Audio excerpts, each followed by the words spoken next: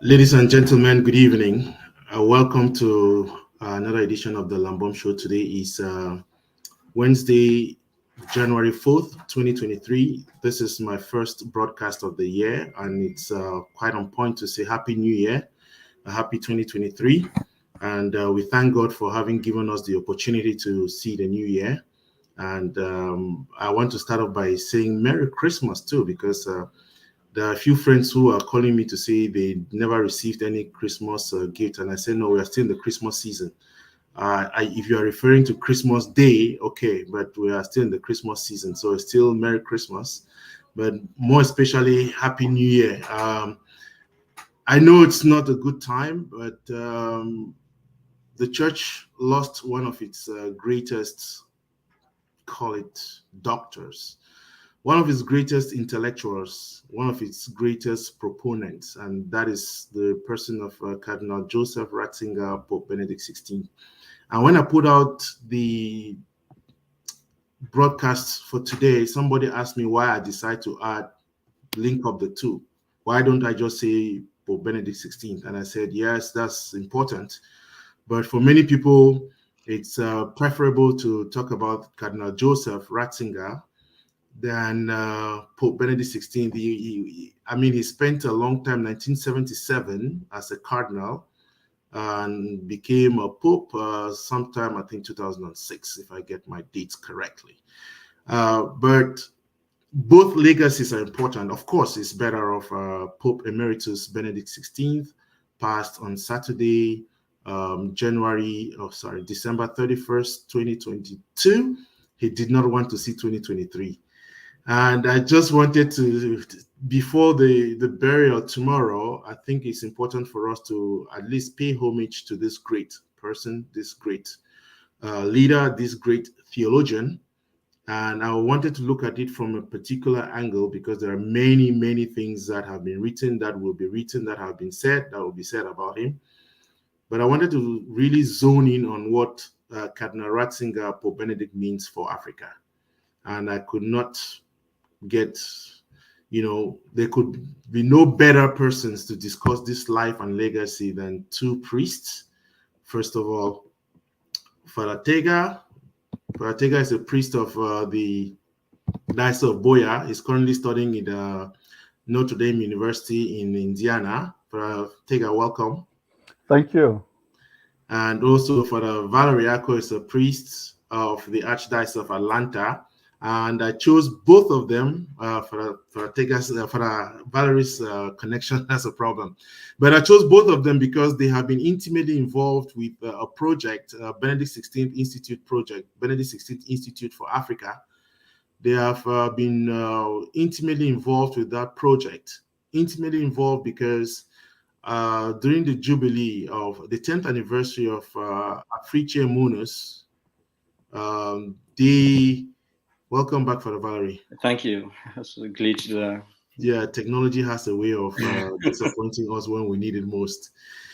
But I was trying to explain why I decided to get both of you on is because of your work related to the Pope. You have written things about the Pope, different things, and more in particular because of a book, the Joseph Ratzinger and the Future of African Theology. Both of you have an article in it. But beyond that, you all were, except Fr Tegha, when were you ordained? I think you were ordained when Benedict was, either Cardinal or Pope. But I think Fr Valery is the one who is a Franciscan. And Franciscan? Well, I'm also a Franciscan, I think. I just want us to have a conversation about the legacy, and let's start with you, Fr Tegha. What is your take about, what do you have about the life and legacy of the Joseph Ratzinger, Pope Benedict XVI? Thank you, Mr. Lambert Baum, for having me on this show. Like you rightly mentioned, there are just so many things one could say about the Pope Emeritus, now of late Benedict XVI. From the time when he was born, he grew up, was drafted into war, finally was sent back home, and then joined the seminary, became a priest, and so speedily rose through the ranks of becoming bishop, cardinal, and eventually pope. His relationship to the Universal Church and particularly to Africa is something which I'm particularly interested in and which for me is a lasting legacy. His passing just gives me more opportunities to be able to explore and dig deep into this, something which I've been trying to do for some time now. On a very personal note, I remember the visit of Pope Benedict XVI to Cameroon, and that was in the year 2009. I was present at the stadium in Yaoundé, the capital of the country, where Mass was celebrated on that day. And that's the closest I've come in contact with the Pope when he was passing the automobile from a distance. I was sitting right up there in the stadium and I could see him. It just had this deep impression on me. And I could feel holiness. I could feel someone so knowledgeable and so powerful, and his power stems not from any worldly source, but precisely from the fact that he was a friend and lover of God. And as I journeyed through seminary, I came to discover more and more about this personality of Joseph Ratzinger, then Benedict XVI, as I studied theology. And that drew me closer to him, and I've been trying to work my way up into knowing much about him and to sharing that knowledge with other people. So I could say basically that's what brings me to Joseph Ratzinger. That's interesting. I mean, I would have thought that you went personally for confession to Benedict XVI, but I'm glad I wish I did. Yeah, I'm glad you had the opportunity when he was in Yaoundé. I mean, when he was here, he visited the United States. Can't remember what year that was, but I also had that opportunity both at the stadium here in DC and at Catholic University, where we're privileged to meet him in person. But Father Valery, what is your own impression? What draws you? What inspiration do you have of Pope Emeritus Benedict XVI? And I prefer Joseph Ratzinger, the Cardinal. All right. I think we all have preferences of why we use various names. Benedict is a very great theologian of the church. I would say the finest theologian of the church. In my studies in seminary back in Cameroon and here in the United States, I got to meet Benedict, like Fr Tegha mentioned, for the first time when he visited Cameroon. I was still in Cameroon. It was my last year in philosophy, studying in Buea, and we all drove to Yaoundé. The feel in that stadium was the first time for me to meet the Pope, and it was a different spirit. Not to draw a contrast for any political undertones, but when the president came into the stadium, it felt like, the contrast of David and Saul. You could feel like the thousands were praising. But when Benedict entered the stadium, it was a different atmosphere. They were singing the song. I do not even know the words. It was like, is it Command Nepa Telue? Fr Tegha, do you remember that song? It was Please all pass over on the that. place. We were murmuring words like primary school kids coming to school for the first time and singing the anthem. But what struck me the most, going back memory lane, was watching him in his mobile greeting the people. What is said of Pope John Paul II could equally be said of him in that light, because when he was greeting the people, you could feel that personal encounter. I remember the biographer of Pope John Paul II, very close companion of his, Rocco, spent a lot of time with John Paul II, and he was asked, like, of all the times you met John Paul II, what was the time that struck you the most? He said it wasn't any of the times he had meals with him. It wasn't any of the times he went for conferences, but it was the first time he saw him in a crowd in the Vatican. He felt like the Pope was looking at him personally. There was that personal, inexplicable connection in the crowd in that way.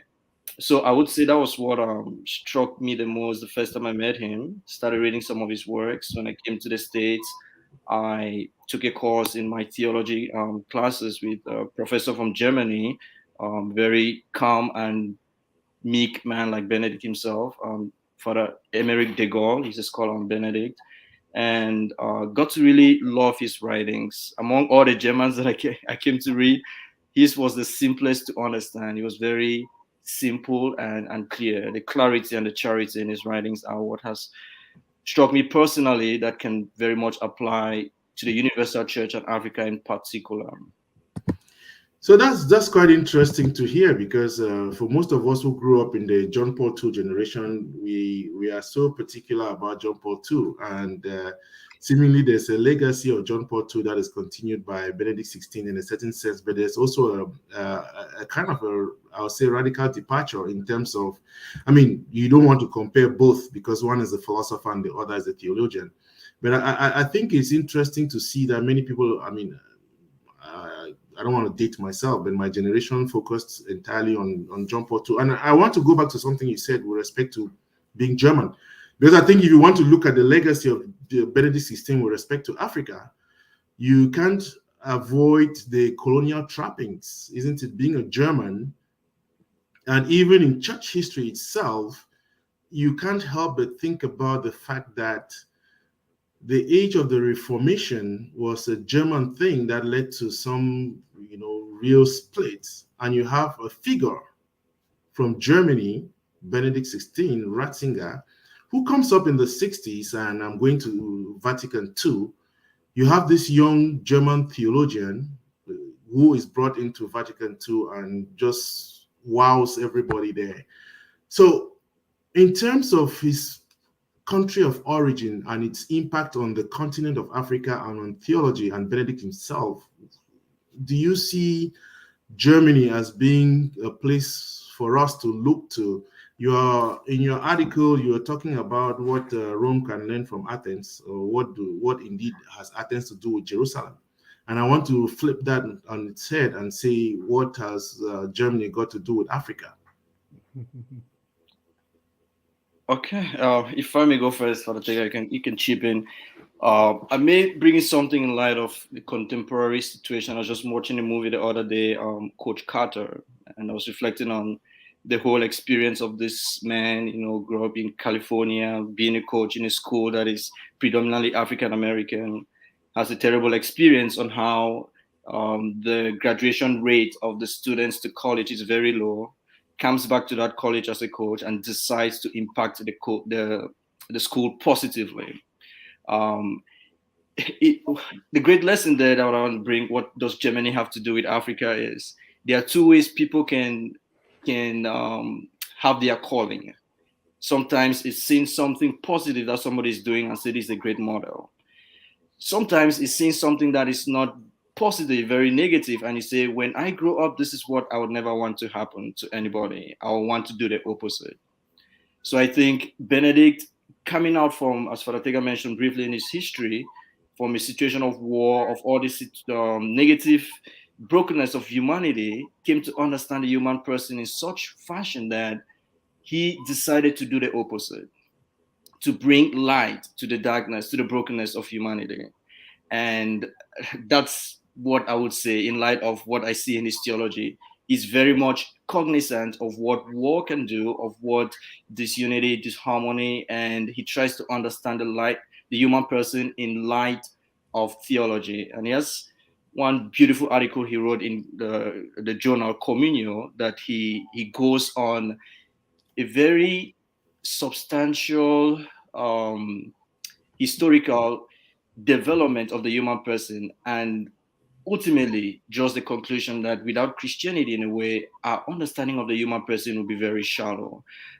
So he's been able to use all that he has acquired in his existence, the things that have impacted him negatively, and transform them in a very positive way for humanity. For Tegha, yes.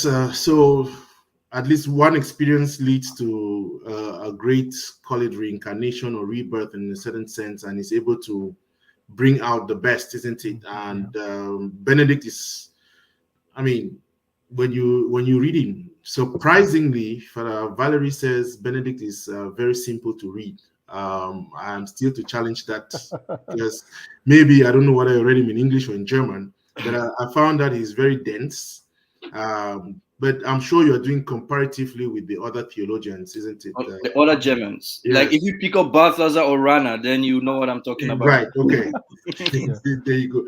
But then for Tegha, so yes. Germany, what has Germany got to do with Africa? And I want to say that the church in Germany is very supportive of the church in Africa in general. Yeah. And I know for a fact that the Diocese of Kumbo in Cameroon has links with the Diocese of Hamburg in Germany, I think, if I'm not mistaken.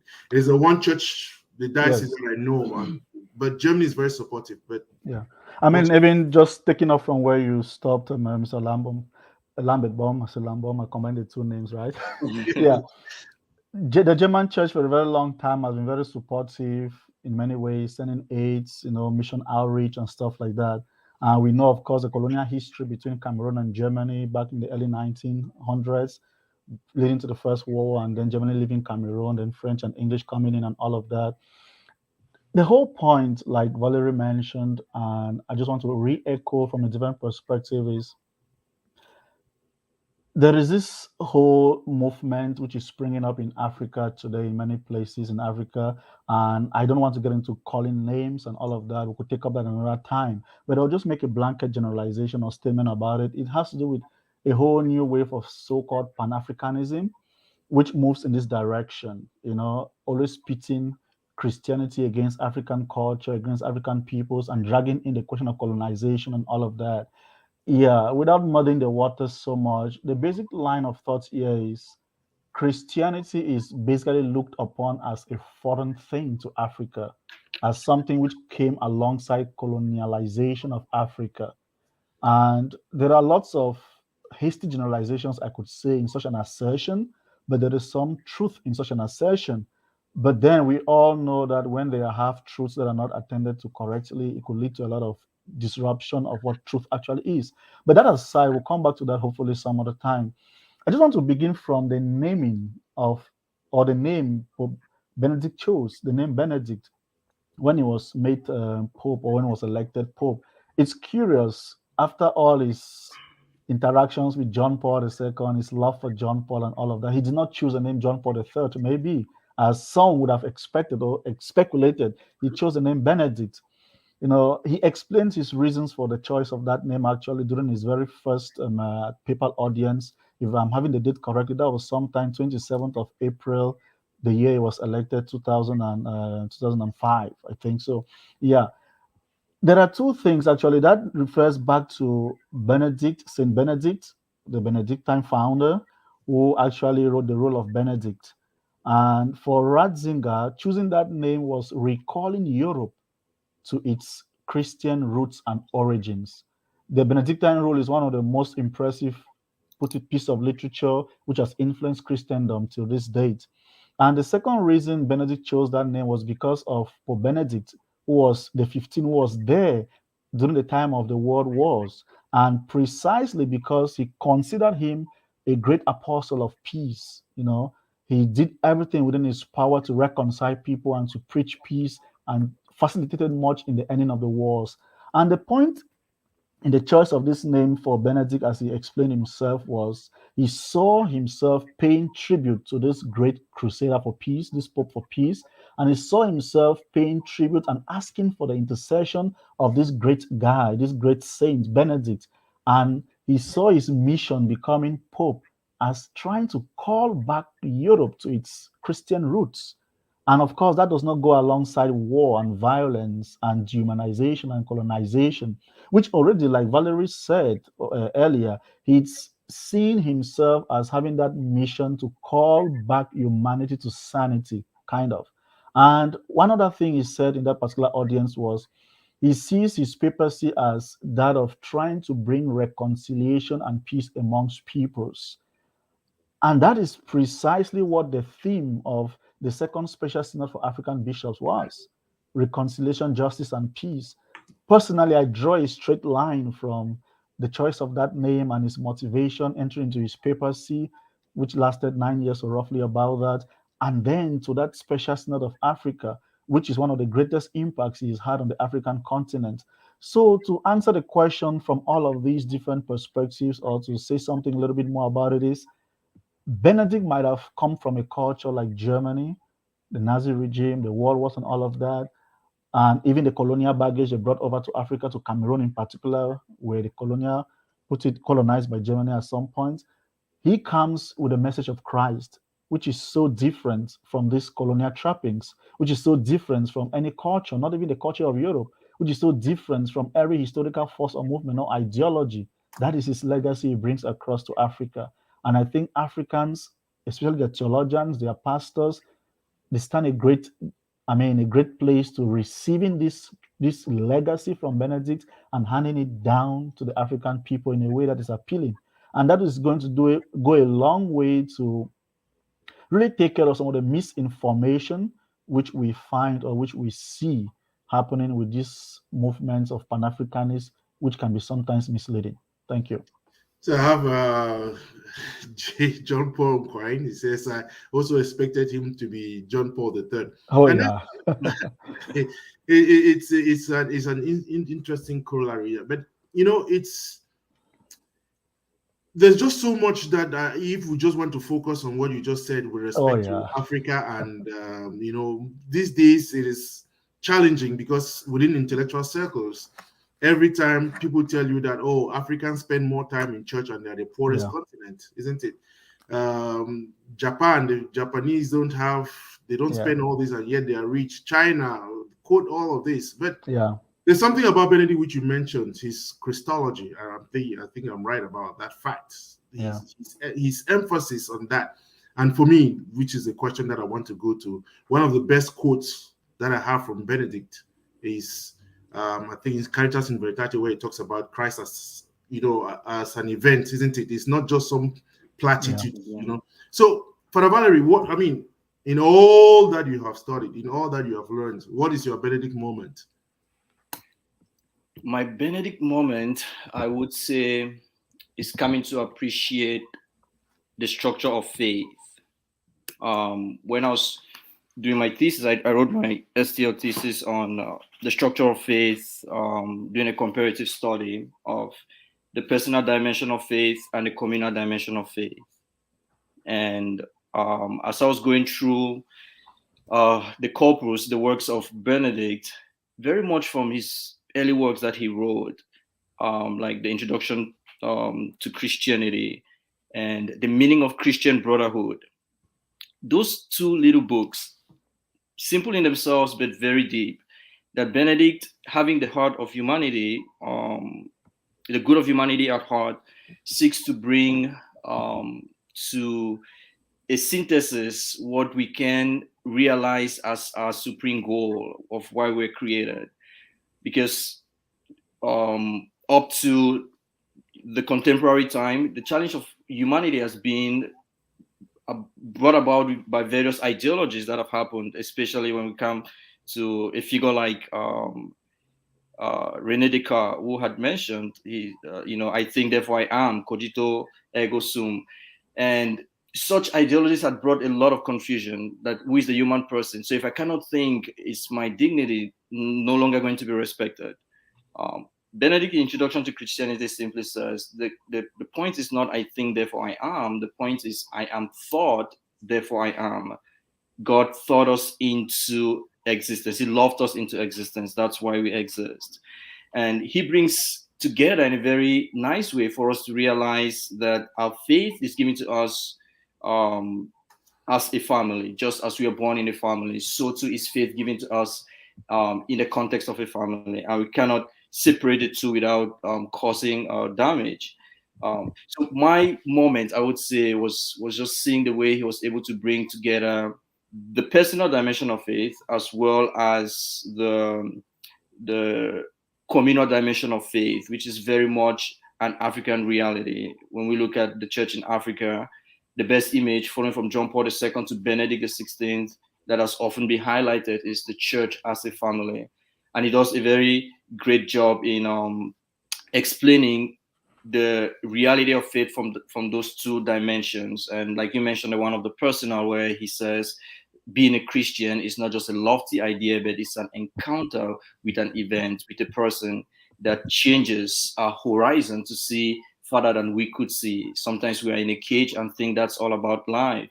But to have the dimension of faith helps us to soar like eagles, to heights beyond what we could do just by our strength. So I really appreciated his insights on how we can receive faith in the context of a community, and at the same time appropriate that faith personally and see it not just as an appendix to our existence, but as a very substance of who we are.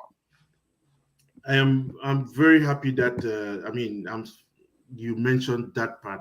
I would like to read that thesis. And Father said his STL is his licentiate in sacred theology. That's what STL is, just for those who are not used to that. And it's important how to see how that whole concept, and because you mentioned that, I'm sure that is what motivated you and Father Tegha to write about the pro-existence and how that fits in. We'll touch a little bit, but I just wanted to say I wanted to bring up the quote. This is something that every Catholic, every Christian should have written out, and you should have this on your bedside. Being a Christian is not the result of an ethical choice or a lofty idea, but an encounter with an event, a person, which gives life a new horizon and a decisive direction. I don't know of any more call it summarized version of what it means to be a Christian that goes to the heart of what Christianity is. And because you touched on that, and you even go further to talk about faith, I think my best description of Benedict XVI is simple. Benedict was a man of faith. And that is why you saw 25 years in charge of that congregation. And it's only now that I had to go back to look at it at the beginning of this show. What was it called? It's called Congregation for the Doctrine of the Faith, isn't it? Yeah. Why is it not just doctrine? Why is it not just Congregation of Faith? But it says Doctrine of the Faith. And to have somebody in that role for 25 years, since he left office, there have been, I think, 3 or 4 other cardinals who have replaced him. But he was there for 25 years. That tells you. And I was reading on the Catholic University of America's website, the legacy of Pope Benedict XVI, and they were only talking about some very nice things. And I just wrote back to them, reminding them that the legacy of Ratzinger goes back to the moral question, isn't it? He actually was the one who removed our best friend, who is now teaching somewhere else. And I've written to him to ask him what he thinks on the passing of his friend. I'm talking about Charles Curran. That's a moral theologian, call it, who made some arguments, and he took Benedict XVI, Cardinal Ratzinger, to tell him that he no longer could teach theology at the Catholic University. But I just also reminded Catholic University that they need to acknowledge that. Don't give us some good things. But as a man of faith, isn't it? That's the person that we have, a cardinal who led that, call it, congregation, the dicastery, for all that length of time. But not just that, he started Vatican II, he was present, gave some very spirited arguments, and if you read him, you know that he's always going to make reference to those things, because the interpretation of Vatican II has taken some different routes that we don't want to. But Father Tegha, what is your Benedict XVI moment? Yes, I love this quote, and thank you for putting it up here. That's from Deus Caritas S, the very first paragraph. And that was the very first encyclical letter which Pope Benedict wrote. And he shocked the world, kind of, just to comment on that very briefly, when he wrote that encyclical, because of the same image he just painted of him.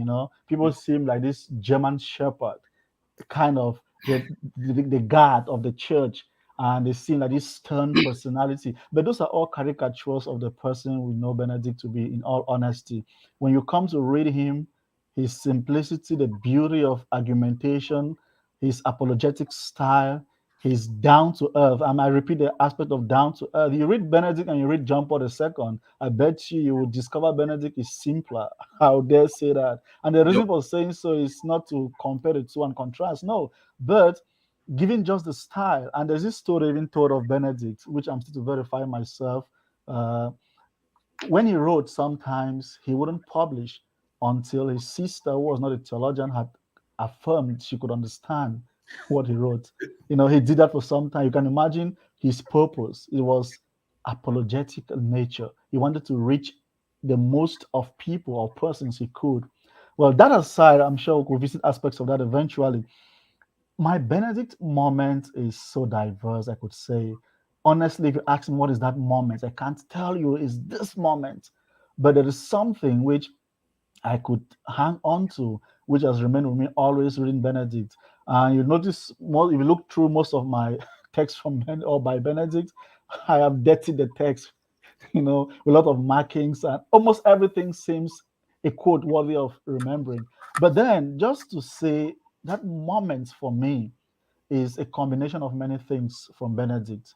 Is his simplicity, his persuasiveness, and above all, how he demonstrates that in presenting Jesus Christ as the Lord, as the truth, as the way, as the one we can follow, as the one who gives life and meaning, who gives a meaning to life, who gives history meaning. That is my moment. And I could go on and on about that, but just one thing in respect to that is, which stands out for me each time I read about it or think about it, I'm just like, wow. He begins just tracing a very straight line from creation. We are created in God's image precisely because and in and through and for Jesus Christ, who is the eternal Word of God, through whom, by whom everything is spoken into being.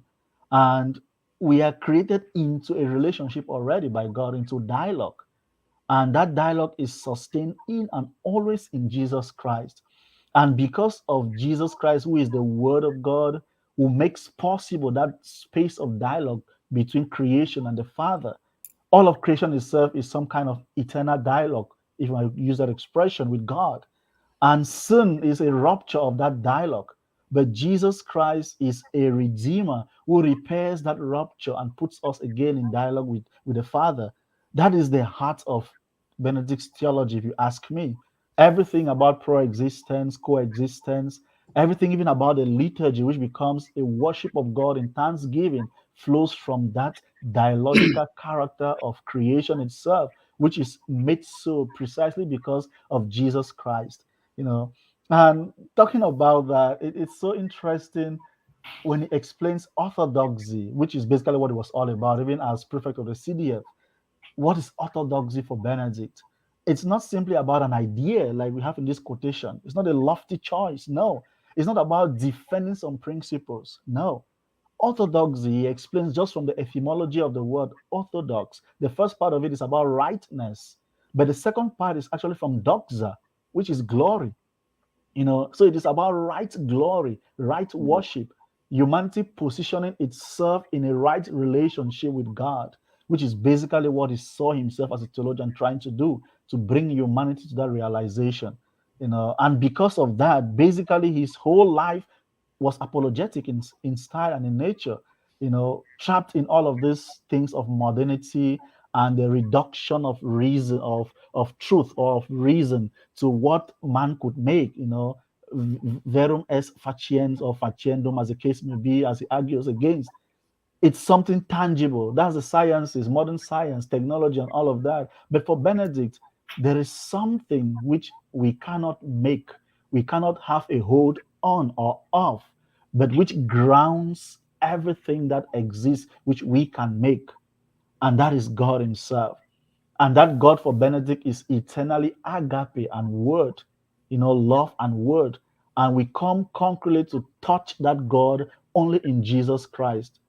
So everything goes around and comes back to the person of Jesus Christ for Benedict. And that's my moment with him. And that's one of my criticisms too, from a Ratzingerian perspective to most of theology today.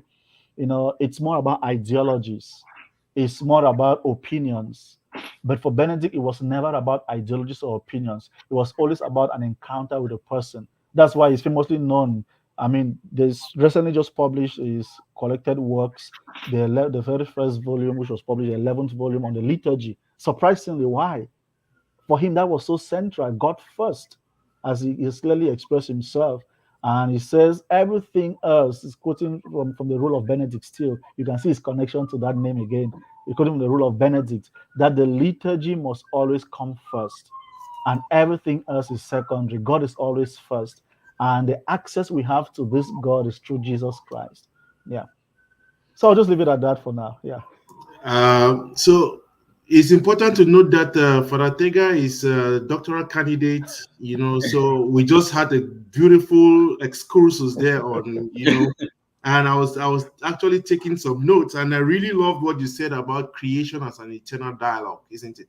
And how Jesus provides us that access. That was so, I really love that. And that's a good moment, you know. But again, I've seen some questions that some people have been asking over the last, just to focus on Jesus, that you know, in terms of the African traditional religion, we don't have Jesus, isn't it? And it's kind of, you know, Christianity came and just killed what our African traditional religion, and he gave us a certain Jesus. And I want to go as far as to Jean-Marc Ella, who asked why we cannot have eru for as communion, you know, or why we cannot have palm wine, you know, and all that.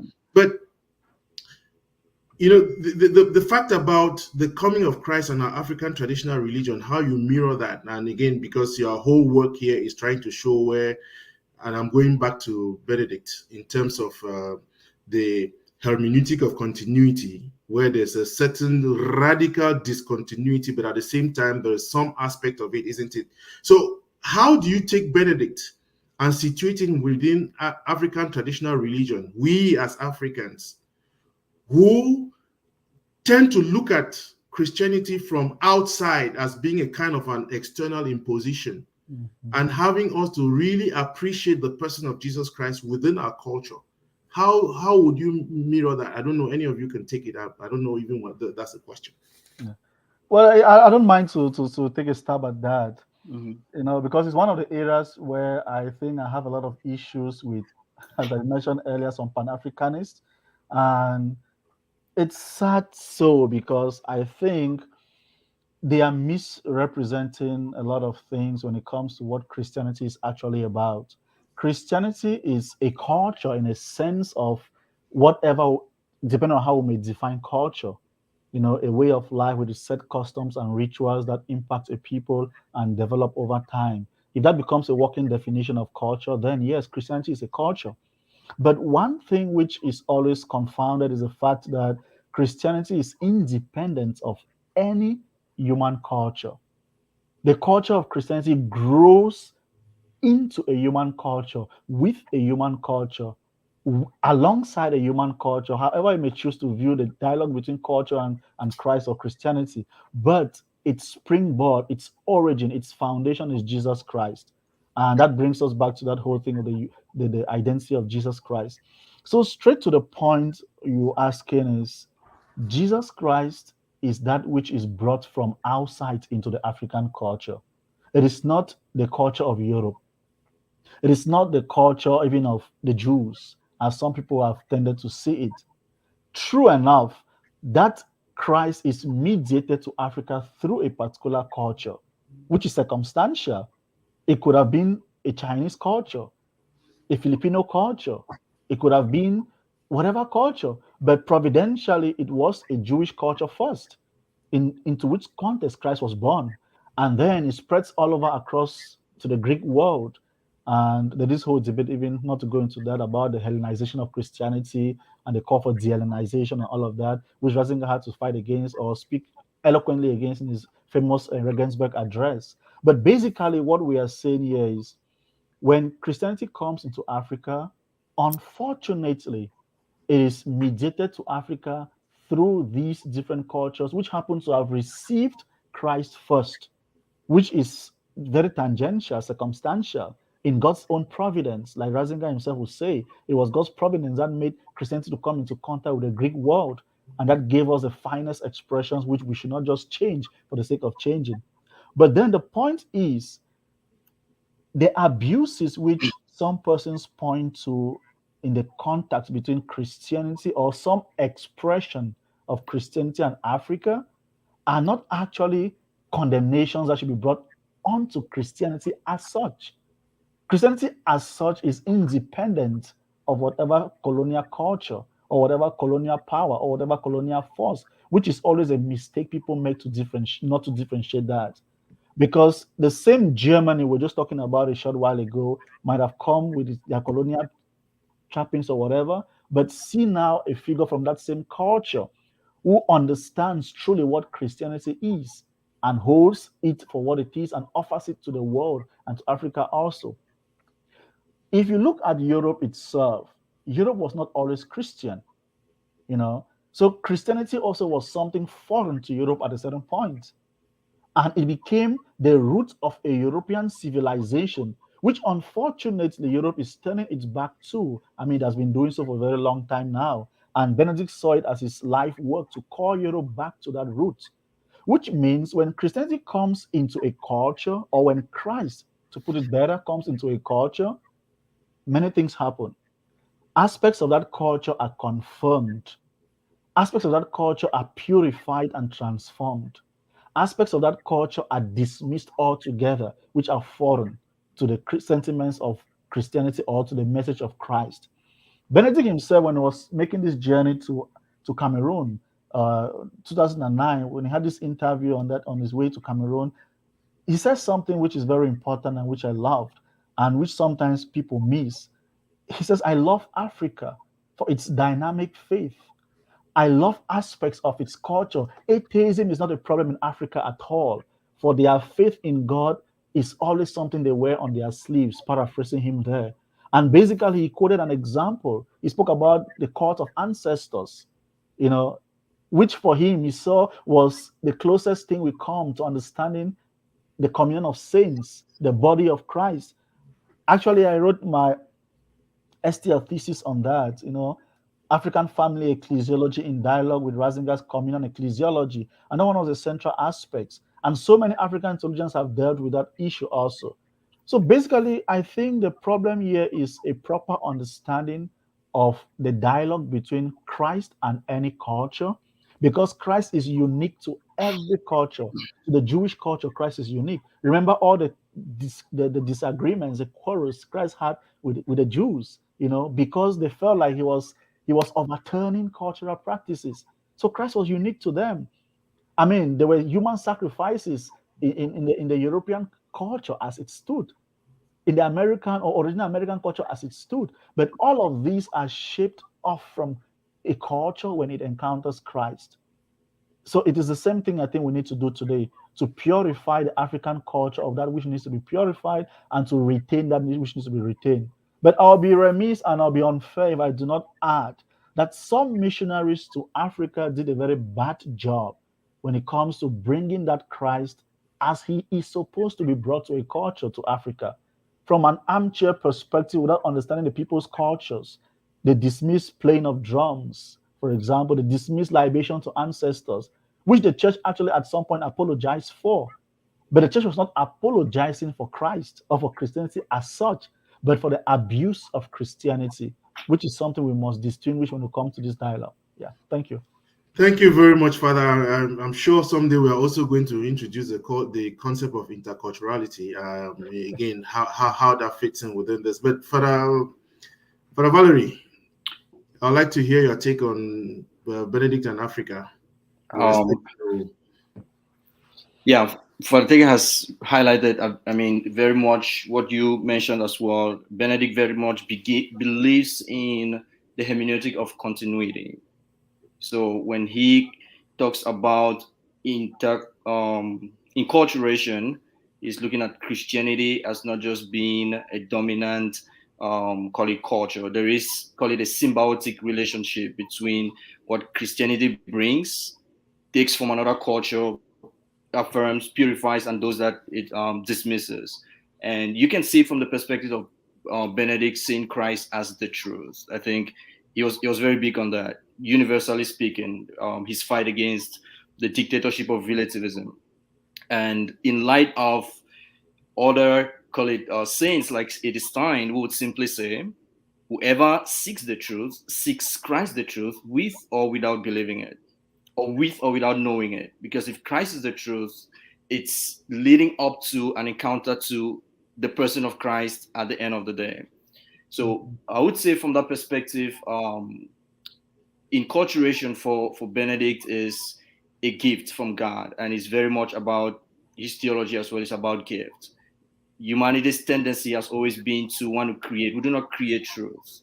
We receive truths. There are certain things we cannot create, but humbly receive. And Benedict, from that stance, would I would say his gift to Africa from that perspective would be realizing how the light of Christ shines into so many aspects of our faith that may have been, from the Vatican Council. The council spoke of the semina verbi, little lights of the word in every culture that Christianity comes to baptize in a way and bring to fruition.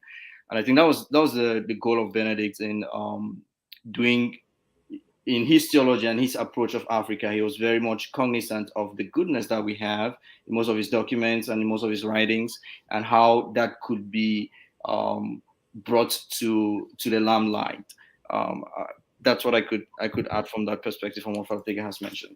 If you are just joining us, you're on the Lambom Show with Reverend Fr Valery Akoh and Fr Tegha Nji, all priests from Cameroon, but Fr Valery is a priest of the Archdiocese of Atlanta. Fr Tegha is a priest of the Diocese of Buea, currently studying at Notre Dame University, Indiana. And I call it Notre Dame just because that's what my professor used to call it, who just died.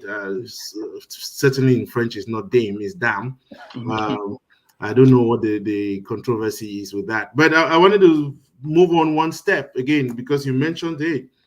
So generally, there are these specializations in theology, isn't it? So you're a biblical theologian, and I asked you at the beginning while we are backstage whether you're doing systematic theology, Fr Tegha, and you said yes. Then there's a moral theologian. So Benedict has written on almost everything, every department. So I'm now wondering whether to put him in systematics, to put him, and I was following up a documentary today, and I realized Benedict actually did not like dogmatic theology. He preferred what they call fundamental theology to dogmatic theology, even though both are related. And so I just want to throw that before we really get into Africae Munus, which I think is his greatest contribution to Africa. Where if you were to box Benedict into a department of theology and give him something to teach in particular, where would you put him? Well, first off, I agree with you. He's all over the place. And secondly, I really don't like labels, but this is something you cannot avoid in terms of scholarship when you have to specialize, kind of. And from his studies, you will call him a systematic theologian, given the categorization of today.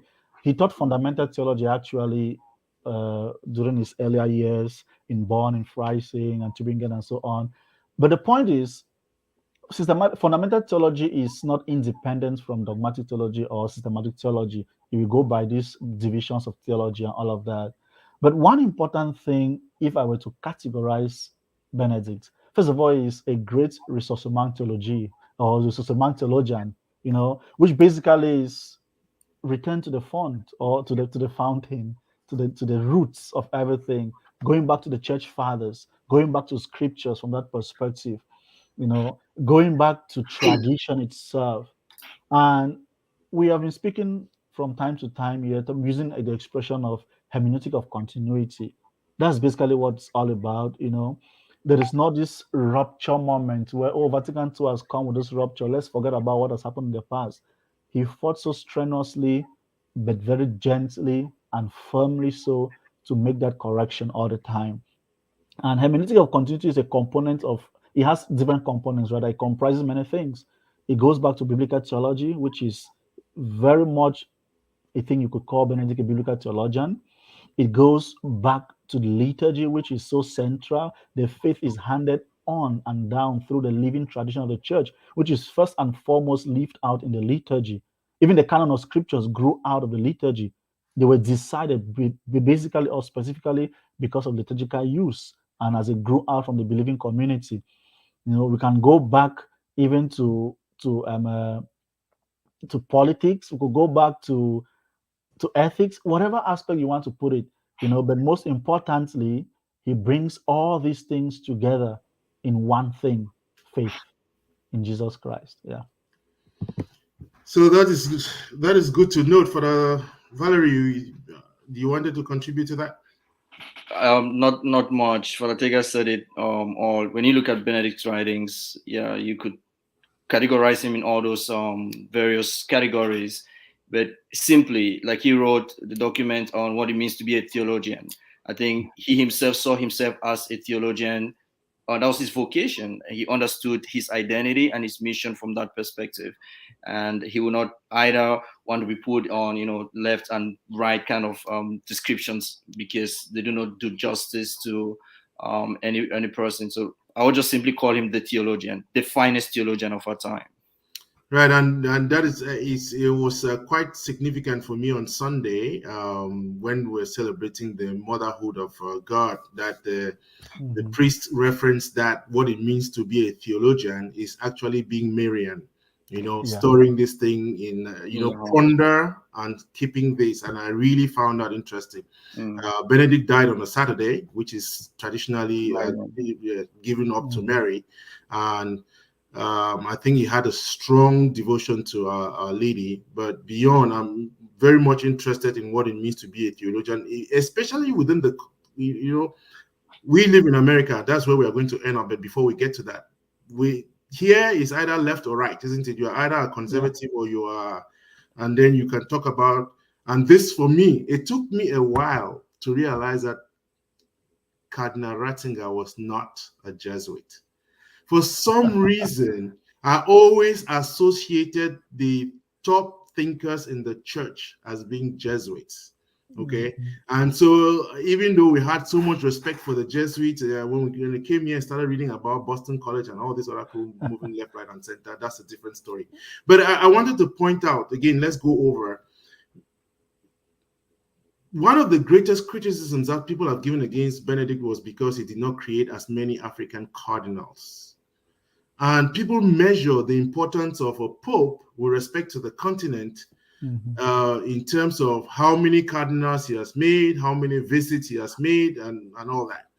And I wrote an article at the time because when I got that, it's Benedict Africa Phil or Africa Phobe.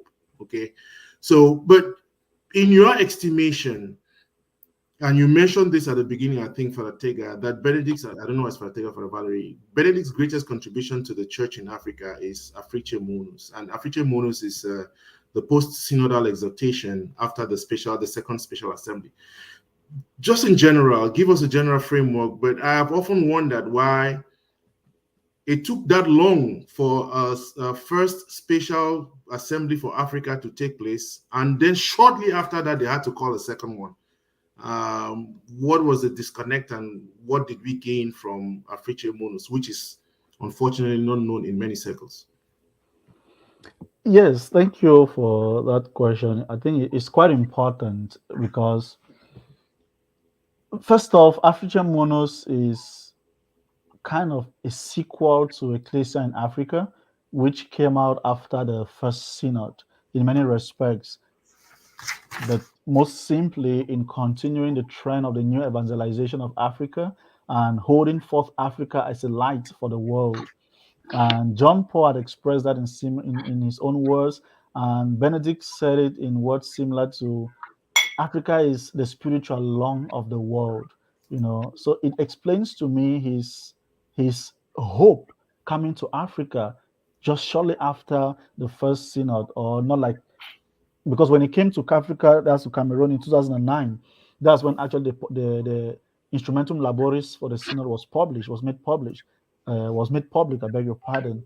And work, of course, started on that, and the synod ended, and then the text came out in 2011.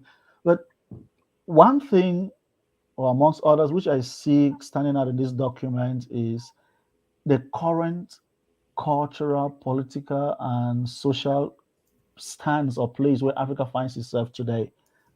This image had been used by John Paul II, Africa as the wounded man who left Jericho going to Jerusalem, beaten and abandoned for death by robbers.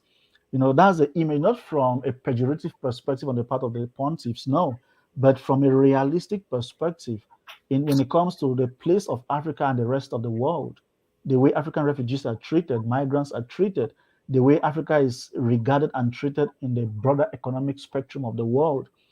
Even on the interview, even during the interview on his way to Africa or to Cameroon specifically, of course, he visited Cameroon and Angola, I think. Let's not speak only about Cameroon. Yeah. A question was asked in this regard. The whole picture about Africa was so bleak. It was like there are wars, they devour each other more or less. There is AIDS in Africa. What are you going to do? Are you going to solve the economic, social problems and all of that? I was intrigued by his response to that question. He said, I see Africa more from a positive light, and he goes to tell me the final document, how he came out, why he was so positive and optimistic about what Africa could offer the rest of the world. He says there is progress on the way. Their social systems are getting better, economy is getting better. So I don't see Africa from a negative perspective. And even talks about faith, most especially, that I'm going on I've forgotten how you express that, but basically like on a faith-filled journey, or a journey about the faith, not about political structures and all of that. But the take-home message for me from that and the eventual course of the synod and then the document is Africa is a place of great hope, not just for itself, but for the rest of the world. Many a pontiff have said that, or many a church figures have said that, I beg your pardon, and it is actually the truth. Because when you look at the rate of vocations in Africa, you look at the expansion even of the continent itself from economic and social perspective, the progress they are making, despite all the corruption, bad governance, and many other ills which he himself highlighted. And there is one expression used in the document to capture all of these, the anthropological crisis of Africa, or in Africa, which we could go on and on to enumerate. But from a very positive perspective, as the document shows us, the Holy Father and of course the 226 Synod Fathers who were part of that Synod, one thing which they did which was so positive for me is singling out like a way forward for Africa. And the theme expressed it better: reconciliation with itself, amongst its peoples. And remember, this just came not long ago. Of course, the first not came not long ago from the Rwanda genocide, and this was coming in the midst of all the wars in Central Africa, in Somalia, and all the attacks in Nigeria and other parts of Africa. But with all of these, basically what the Pope is saying is, we are not drowned by these miseries. There is hope. And the church is the place where that hope begins. And that's why I enumerated so many avenues that the church can bring this hope. In education, the church pronounces or proclaims the presence of Christ. In healthcare services, communication, media, politics, and economic, and all of that. But one thing which must guide the church through all these is what it calls the values, or the gospel value of the Beatitudes, which stands at the heart of that document. So it's not about creating a new world order, which the West, as it decries in many other places, is falling a prey to, which displaces God altogether and enthrones man and human genius. So if Africa is going to develop, it must do it right. And it must follow the principles or the gospel values which are summed up in the Beatitudes, as the Pope mentioned. And these could not be expressed in any better way than choosing the sub-theme or subtitle for the document to be reconciliation, justice, and peace. So I think that was one of the central things to Benedict's contribution to Africa and African legacy, such that Africa develops in the context of today emerging economy and society, emerging people, at the same time not falling prey to the distortions of the human person and to what truth means as is happening in the West. Thank you. Wow, great. And again, it's just important to note this. As a result of that, I think Cardinal Turkson was now taken over to Rome because of his interventions during that the synod, if I'm not mistaken about that. But again, it's important that we all go back and look at that document. And I'm glad Fr Valery, Fr Tegha, and a couple of others, they did a 10th anniversary celebration of Africae Munus, and the papers, they have just been published. I don't have my copy here. Father, you can pull up yours, and we'll look at how to get people, if you want to order, how to do that. But Fr Valery. Thank you very much, Fr Tegha, for that synopsis. I just want to highlight a particular aspect from that document, Africae Munus, which I did present as well during that conference we had in Mondoline and on the Benedict Institute. You could tell, they say, if you want to measure the greatness of a society, you can measure it by how much it cares for its the least members in that society. In this document, Benedict addresses all categories of persons, from the bishops, and my most important take was his love for the catechists. He spoke with so much affection and said they need more attention, they need to be cared for, and they need more formation. And as one who was taught by a very trained and dedicated catechist, I just fell in love with that particular section of the document, like getting into it and looking at ways that our churches back home can really support and empower the catechists who give so much and so much of their lives for the good of the church.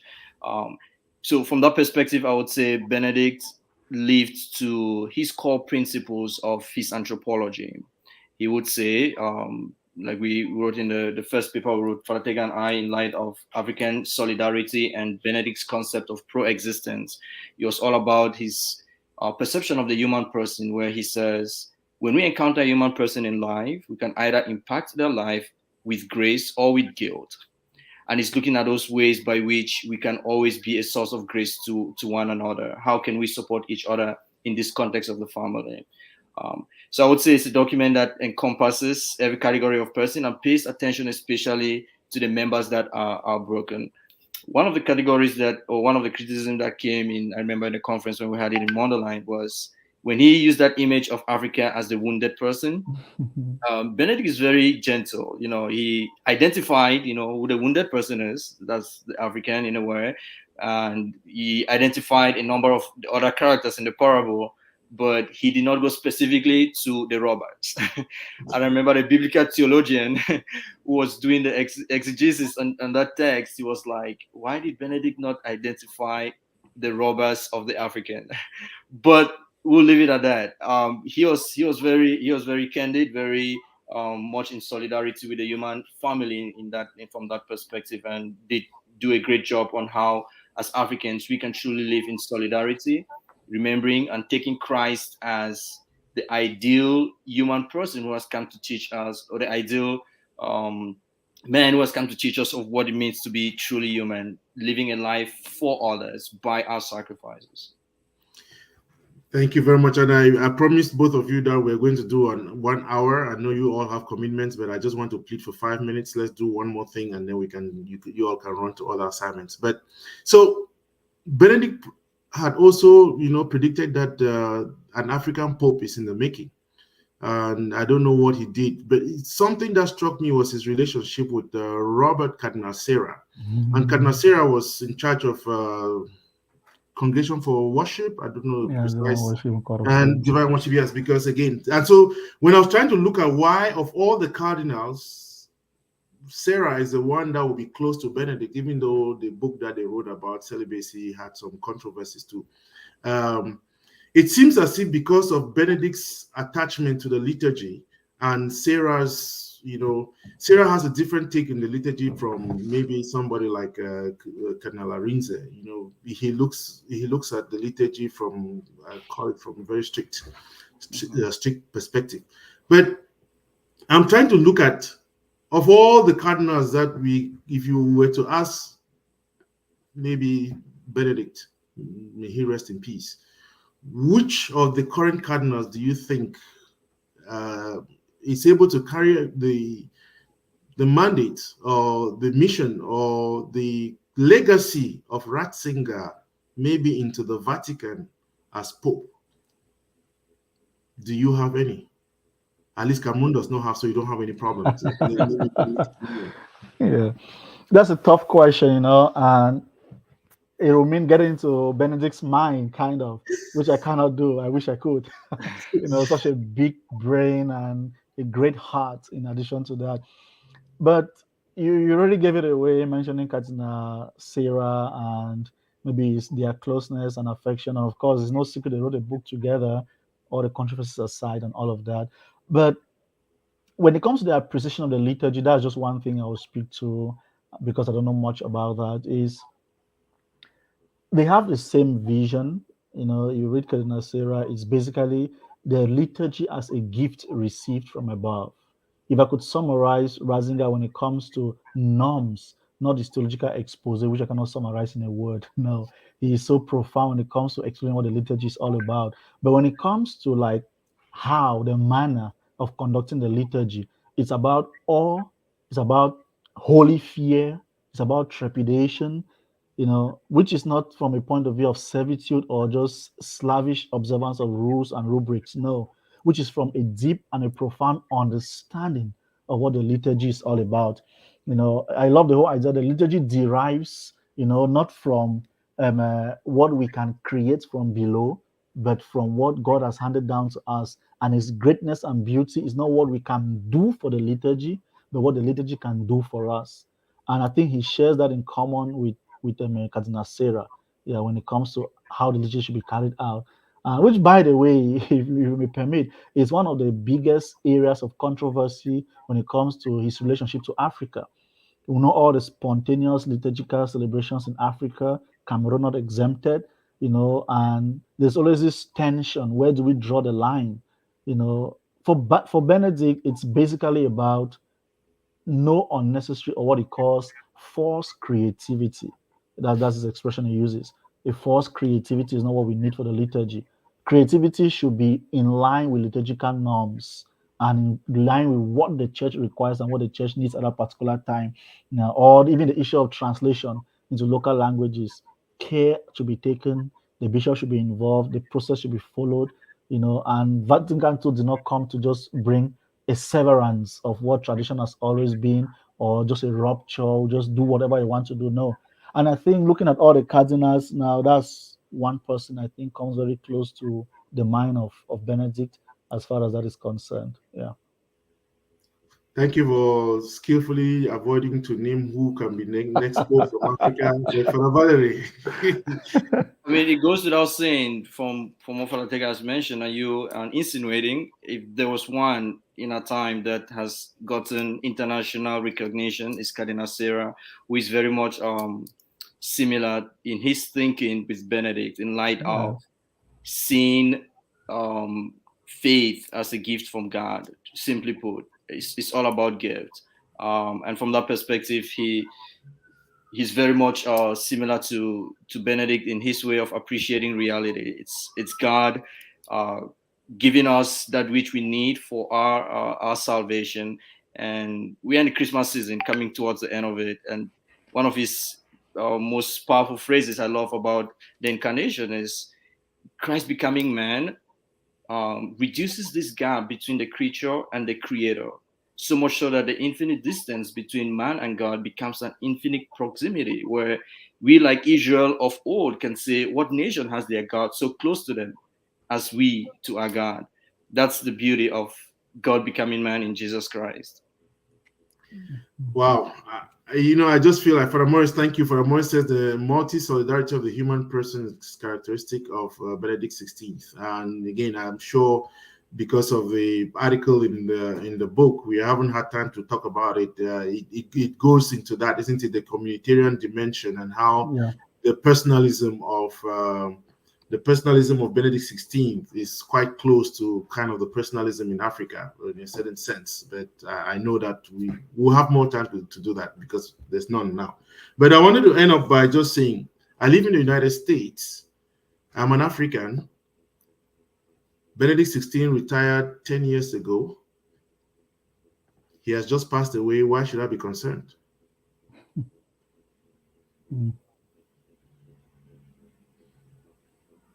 That's a great question, which deserves the amount of pause and silence we just observed. Yeah. I mean, actually, we should be concerned, First, if you are a Christian, you ought to be. A Catholic at that, more so you ought to be. The vicar of Christ, representative of Christ on earth, successor of Peter, has just passed away. So a cloud of darkness hovers around, but at the same time, a cloud of light, because we believe in the resurrection. Yeah. But what I would really like to say is something I was hoping to be able to say today, and I'm thankful I remember now that you asked this question, is about faith. We stand or fall as Christians based on our faith or lack of it. especially in the context of the world we find ourselves in today. And I'm happy you mentioned specifically the United States of America. And earlier you had spoken about the left and the righties, spoken about the conservative. I don't like those labels basically, but bottom line, there is this whole sense of secularity which is eating away the fabric of this society, this country, or the whole continent, we may put it that way, or the whole West. It was Benedict's whole wish that Europe, and not just Europe, but the Christian West, should return to the roots of its civilization. So, yes, I should be concerned if I live in this society which is forgetting its very foundation, which is Christian. You know, not just Europe, even the Americas. Of course, the British coming here, the Irish coming here, they brought that with them. And even the founding fathers, those who have been here long enough who know the history, it wasn't always like this. They will tell you, you know, the disappearance of community, the disappearance of what it means to be family. Look at the attacks against family, the attack against religion. You know, you're not allowed to express certain views in public because of political correctness. So all of these things are the reality we are living in and which confront us, which our children are growing up experiencing. So the question is, what's the way out? Benedict spent his whole life showing us the way out: Jesus Christ, faith, rediscovering our identity. So, yes, there's a reason for us to be concerned, to think, to pause. Now, this man who has been calling us out all the time is no longer there. Who is going to hold this flag and bear it for us? Sometimes heeded, unheeded. You know, it reminds me, if you don't mind me taking a few more minutes, it reminds me of what he says so beautiful in the introduction to Christianity.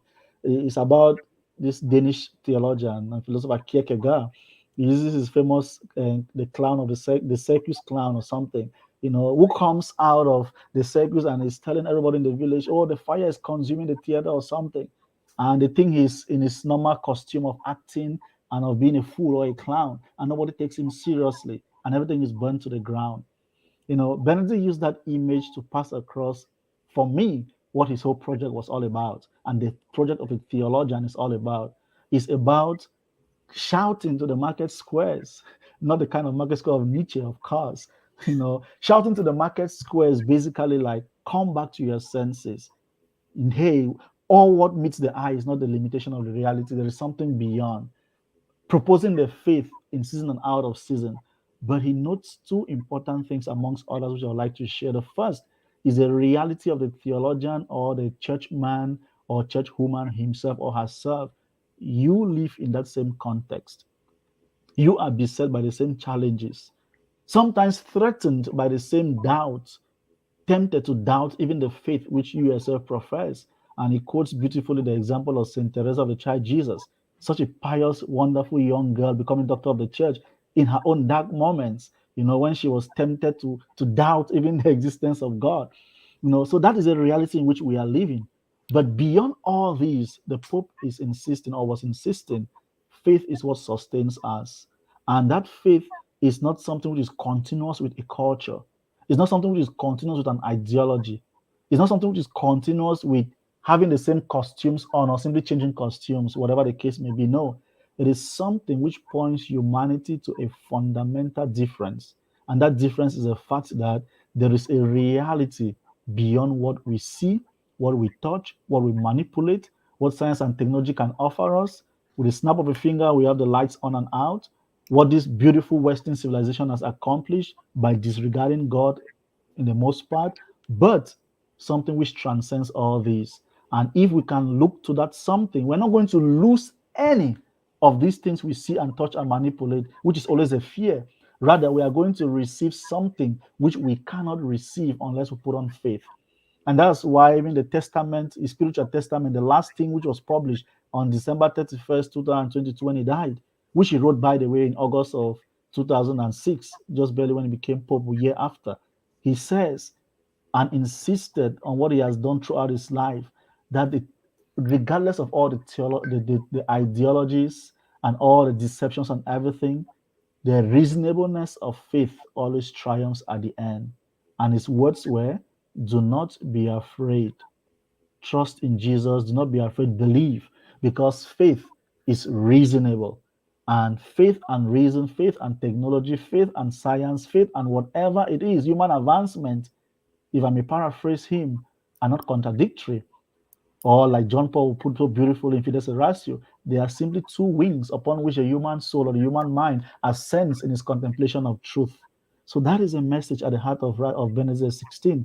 And he could have such a view because of Jesus Christ, who is the way, the truth, and the light, as he says in the last testament. He remains that way, truth, and the life. And the church, even in all its failures and limitations as a human institution, remains the body of Jesus Christ, which continues this legacy of Jesus Christ and now of his vicar, Pope Benedict XVI. Thank you.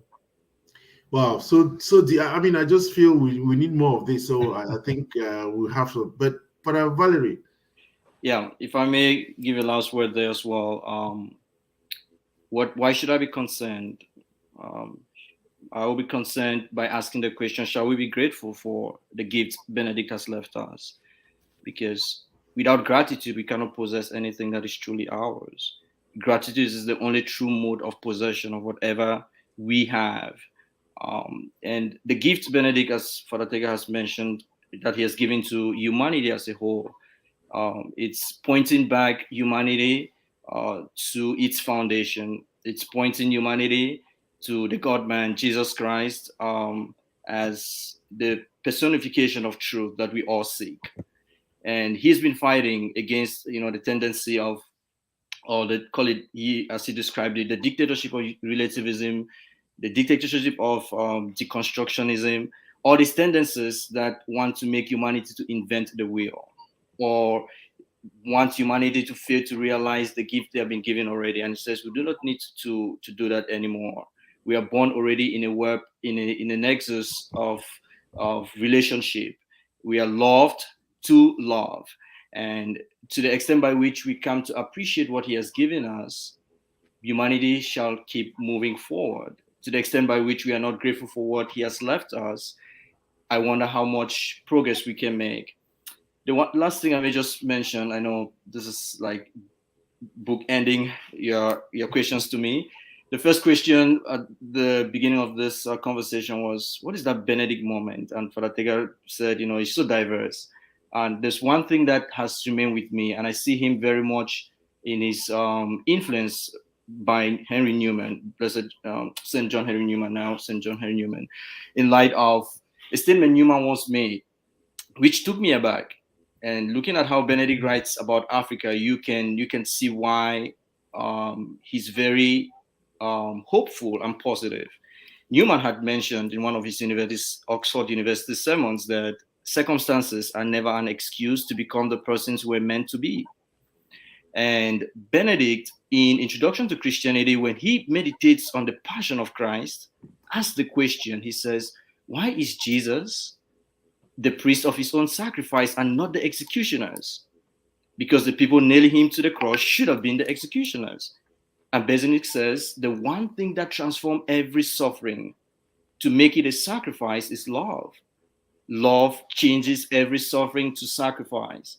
And from that perspective, if humanity can appreciate his teachings, which are very deep, you could say they're difficult to read, not because of his way of writing, but the profundity. You cannot read it quickly. You have to take it in prayer and meditatively. Then you see the beauty of it.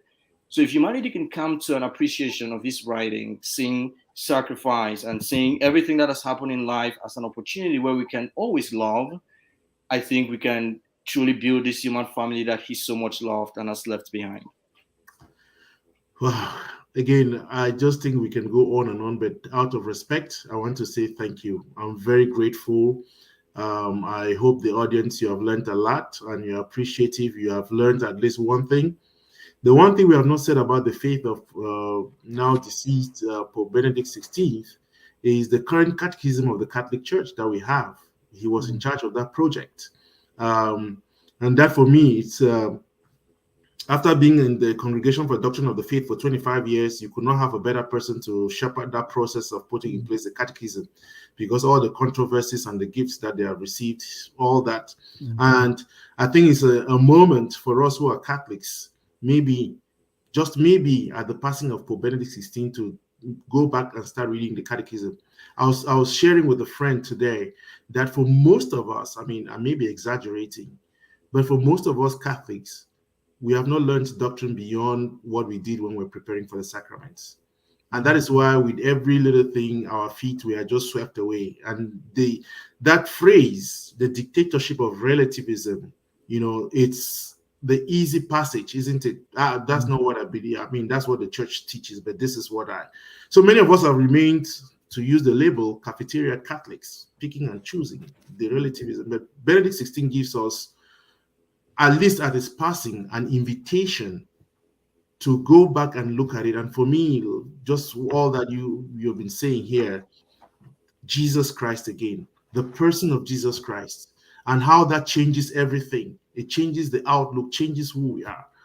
And tomorrow, I think the burial mass is at 2:30 a.m. Eastern Standard Time. Some of us will be up watching that, because I'm particular about the homily. Because one thing that we have also not mentioned is, yesterday I was watching EWTN, and the same thing. They just asked, what do you remember most? And one of the panelists said, go back and read Benedict's homily at the passing of John Paul II. I have not yet read it. I'm going to read it tonight. But for something that happened that long, and for somebody to be particular about that, means that there's something into it. And that's why, while as a Christian, the duty for me as a Catholic is to also take part in, burying the dead, I'm going to have that moment. But in particular, because I am a graduate of John Paul II's Institute at the Catholic University of America, I think I'm transitioning to Benedict this time around for obvious reasons. Just to mention, Lambert, in light of catechism, I think we have the beauty of technology nowadays. So there's Father Mike Smith, who did the Bible in a year, 2 years ago during the pandemic. He just started the beginning of this year. So today's day 4, where he's going through the catechism of the Catholic Church. You can find it on YouTube. You can find it on podcast, where he's going through the catechism, reading paragraph by paragraph. And throughout this year, he's going to go through it, not just reading it, but explaining it in light of the general context of the faith. So I think that's something which just to throw out there for anybody that's interested in reading it or listening to it being read. Yeah, and in that same light, if those listening or watching from Cameroon, Diocese of Buea particularly, the bishop also started a program going through the catechism with the Catholic Church, and is hosted often, well, not often, all the time, by the Divine Mercy Radio and Television, Bishop Michael Bibi. So those are all avenues to learn. And a simple Google search too can take you through lots of things in the catechism and learning about your faith. Yeah, thank you. So Fr Tegha, we had planned with Father Peter Nook to start something for our Cameroon community audience. I'm sure, even though I know how, as a theologian, with a doctoral student, it's very difficult. I think it's important for us to take the challenge that Pope Benedict is offering us, and maybe once a month, once every other week, try to do something like this for an hour, get some questions. Father Valery, thank you for your week. I follow your homilies every morning when I don't sleep off too much. But thank you all for the services that you all are giving the church, and I'm very grateful for the time we've spent together.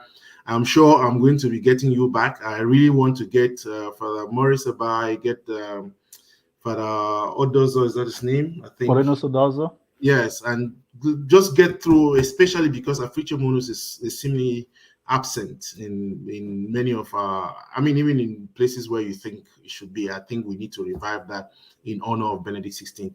But thank you all, except somebody has any last words. I think that is it. I'm very grateful for the opportunity. Tomorrow after the Mass, I think I'll plan some other broadcast next week, but I'll keep you guys posted. Thank you all. Thank you for having me. Thanks for having us. Thank you very much. And again, thanks for being part of the Lambom Show. You can find us on YouTube, Facebook, LinkedIn, WhatsApp, whatever you want. Thank you, and let's keep the faith. May the soul of our beloved Pope Benedict XVI rest in perfect peace. Amen. Amen.